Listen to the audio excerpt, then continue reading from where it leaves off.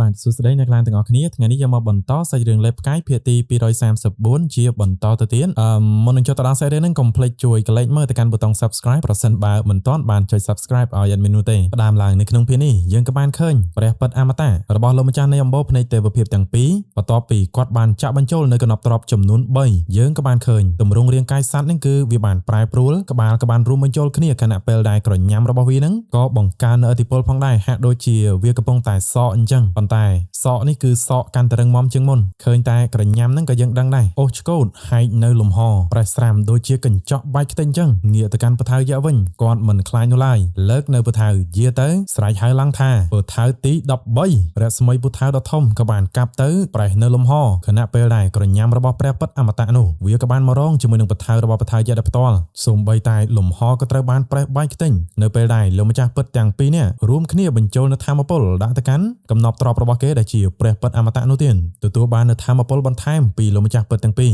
ក្រញ៉ាំដៃដែលគេហៅថាដៃផ្កាយជាមួយនឹងក្រញ៉ាំដ៏មុតស្រួចវាបានក្រវាសនៅពថៅរបស់ពថៅយៈចេញទៅលោកម្ចាស់ពិតទី6ក៏ថាមើលទៅដូចជាគ្មានអ្វីអស្ចារ្យទេស្រាប់តែលោកម្ចាស់ពិតទី3ក៏បានភ្ញាក់ផ្អើលពថៅដ៏ធំសម្បើមមួយទៀតកំពុងតែឈរយ៉ាងមានអំណាចផ្លែពថៅជាច្រើនបានរួមបញ្ចូលគ្នាពថៅយៈក៏បានស្រែកថាទី14កាប់វាចេញទៅសាព្រះពិតអមតៈនោះត្រូវមកពថៅនឹងហើយគឺបែកឆ្លងកាត់នៅលំហមិនដឹងថាប្រមាណសន្ទាប់នោះទេប៉ុន្តែអ្វីដែលគួរឲ្យភ្ញាក់ផ្អើលនោះគឺគាត់មិនបានចប់ត្រឹមតែប៉ុណ្ណឹងនោះទេសាព្រះពិតអមតៈត្រូវបានខ្ចាយនៅឈាមសំឡេងរបស់ពថៅយៈបានស្រែកបន្តថាទី15ពូថៅដ៏ធំសម្បើមធ្វើឲ្យលោកម្ចាស់ពិតទី3ភ្ញាក់ផ្អើលតែម្ដងសូម្បីតែចរសានខើគាត់ក៏អង្គុយលេងជាប់ដែរគាត់ថាពថៅយៈគឺបានប៉ះហើយប៉ុន្តែការប៉ះនេះប្រហែលជាប៉ះទៅដល់កម្រិតអ្វីមួយរដ្ឋាភិបាលនៃពថៅដ៏ធំសម្បើមបានកាប់ធ្លាក់ចុះមកលហ្វុងគឺមានការភ្ញាក់ផ្អើលមិនបានជាស្រមោលពថៅរបស់ពថៅយៈវាហាក់ដូចជានៅក្នុងពិភពលោកមួយផ្សេងទៀតអញ្ចឹងលោកម្ចាស់ពិតទាំងពីរគឺចាប់ផ្ដើមស្លន់ហើយវាមិននឹងអាចទៅរួចទៅឋាននរកទៅបញ្ចូលធម្មពលទៅកាន់ព្រះពិតអមតៈរបស់គេមើលទៅកាន់តែមៀតទៅគឺដឹងហើយថាតូចប៉ុណ្ណាបើប្រៀបធៀបទៅនឹងផ្លែពថៅបំបែកវារូបភាពចំណាំងរបស់សត្វព្រះពិតអមតៈជាច្រើនប៉ុន្តែនៅតែមិនអាចទប់ទល់បានជាចុងក្រោយក៏ត្រូវបានពុះជាពីរដោយពថៅរបស់ពថៅយៈបង្ហាញពីអំណាចអស្ចារ្យខ្លាំងមែនទែនចរសានខើក៏សរសើរថាប្រភពដើមរបស់ពថៅយៈសក្តានុពលរបស់មនុស្សគឺពិតជាមានមែនពេលនេះធ្វើឲ្យលោកម្ចាស់ពិតទាំងពីរគឺពិតជាមិនជឿមែនទែនគ្រាន់តែការប៉ះទង្គិចនេះគឺធ្វើឲ្យព្រះពិតអមតៈរបស់គេរលាយបាត់ទៅតើពថៅយៈអាចក្លាយទៅជាគ្រូដើមម្នាក់ទៀតដែរទេពថៅយៈឈរយ៉ាងអង់អាចនៅខាងលើបោះនៅសម្ដីមកថារំសម្បត្តិអំបូរភ្នែកទេវភាពដូចជាពួកឯងថែមទាំងហ៊ានមានអំនួនចង់បំផ្លាញអំបូរមនុស្សរបស់យើងផងថ្ងៃនេះយើងនឹងបង្ហាញឲ្យឃើញថាចង់បំផ្លាញអំបូរមនុស្សមានផលវិបាកបែបណាលោកម្ចាស់ពិតទាំងពីរគឺបានដាក់មេប្រូចយកតែម្ដងបញ្ញាប់ទៅពថៅយៈក៏បានដេញតាមទៅពីក្រោយលោកម្ចាស់ពិតទី3ក៏បានប្រើនៅសត្វផ្កាយរបស់គាត់ដើម្បីមករារាំងខណៈពេលដែរបើកនៅកណ្ដប់ទ្រព្យវិមានហោះដើម្បីរត់គេញពួកឯងមិនអាចគេចទៅបាននោះទេបំបែកនៅសត្វផ្កាយនោះខ្ទេញរួចហើយក៏បានបន្តដេញតាមឃើញពួកគេកំពុងតែជិះនៅវិមានហោះពីចម្ងាយលាក់ខ្លួននៅក្នុងវិមានហោះមួយហ្នឹងពួកឯងរងចាំយើងចាប់ឯងឲ្យមើលលាដៃទៅបាទពីចម្ងាយឆ្ងាយដៃរបស់ពថៅយៈក៏បានលូកទៅពីក្រោមលោកម្ចាស់ពិតទាំងពីរមើលពីក្នុងយានគឺភ័យតែម្ដងពីព្រោះនៅខាងមុខគឺបានឃើញម្រាមដៃរបស់ពថៅយៈដែលជាម្រាមទាំង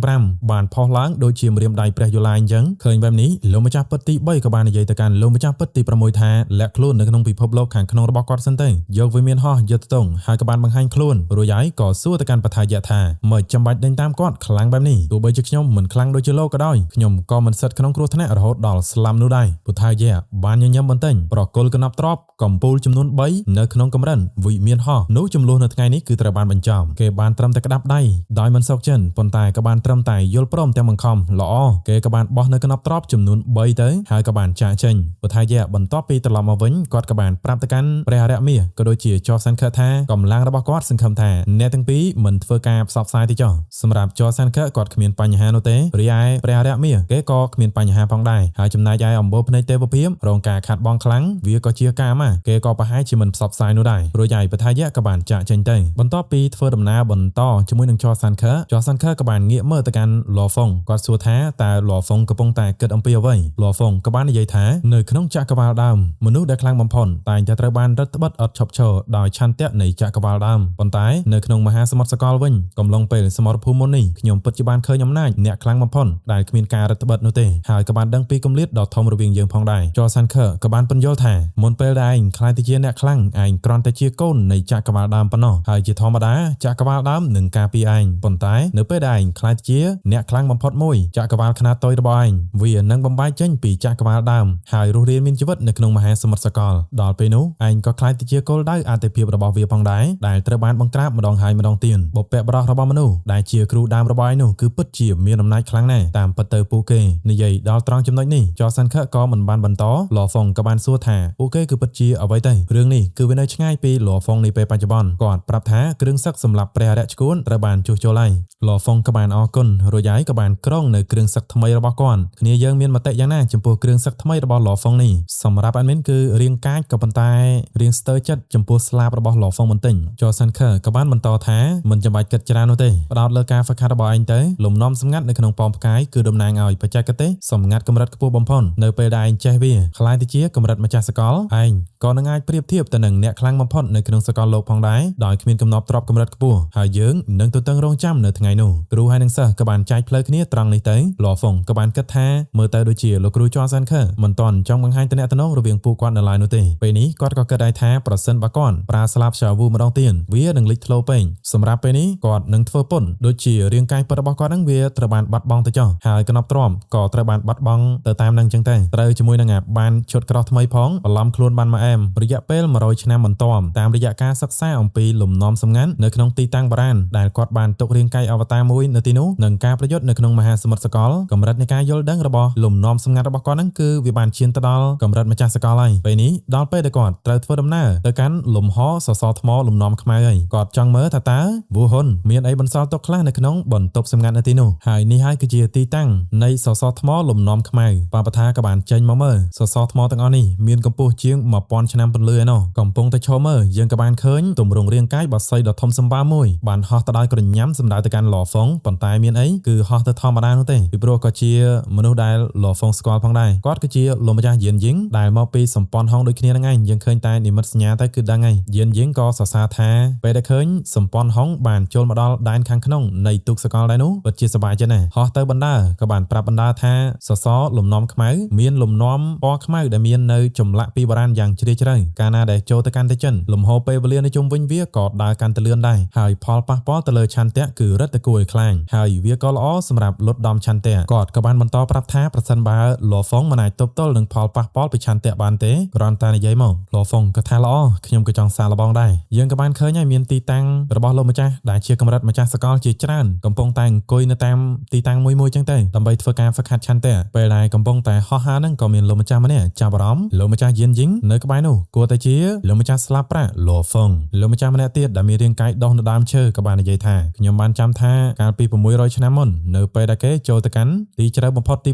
9ជាមួយនឹងលោកម្ចាស់វូហ៊ុនបានស្លាប់បាត់បង់រាងកាយទៅជាមួយនឹងគ្នាខ្ញុំពិតជាចង់ដឹងណាស់អ្នកណាទទួលបានកំណប់ទ្រព្យស្លាបប្រាក់នោះទេរួមទាំងគ្រឿងសង្គ្រោះព្រះនោះដោយលហ្វុងបន្តដំណើរទៅមកក៏បានឃើញនៅវិមានតូចៗដែលអណ្ដែតនៅលើថ្មទាំងអស់នេះវាមើលទៅបបថាក៏បាននិយាយថាមើលទៅទាំងនោះគួរតែជាបន្ទប់សម្ងាត់ហ្នឹងហើយលហ្វុងគាត់ក៏ចង់ដឹងផងដែរតើបន្ទប់មួយណាដែលមាននៅនិមិត្តសញ្ញាពណ៌ខ្មៅរបស់លោកម្ចាស់វូហ៊ុនដែលត្រូវគ្នាដោយកំពុងតែធ្វើដំណើរលោកម្ចាស់យៀនយីងក៏បានឆ្ងល់ពីព្រោះថាខ្លួនគេនឹងក៏បានហ្វឹកហាត់យូរណាស់ទម្រាំតែបានពង្រឹងជំនាញរបស់គេប៉ុន្តែលហ្វុងហ្វឹកហាត់ក្នុងរយៈពេលខ្លីបែរជាអាចទប់ទល់ទៅនឹងសម្ពាធពេលវេលាក៏ដូចជាសម្ពាធឆន្ទៈនៅទីនេះបានយ៉ាងងាយស្រួលលហ្វុងក៏បានថាលំហពេលវេលានៅទីនេះគឺដើរលឿនជាងមុនប្រហែលជា200ដងហើយយៀនយីងក៏បានប្រាប់ថាកន្លែងដែលគាត់បានលុតដំឆន្ទៈវាមានលំហពេលវេលាប្រហែលជា1100ដងអ្នកខ្លាំងបំផុតនៅក្នុងសកលលោកបៃឈីគាត់បានហ្វឹកហាត់នៅកន្លែងមួយដែលមានល្បឿនពេលវេលារហូតដល់130,000ដងឯណោះលោកម្ចាស់បៃឈីគាត់មានបុគ្គលិកលក្ខណៈល្អខ្លាំងណាស់ថែមទាំងមានធ្វើការពន្យល់ជាសាធារណៈចែករំលែកនៃការយល់ដឹង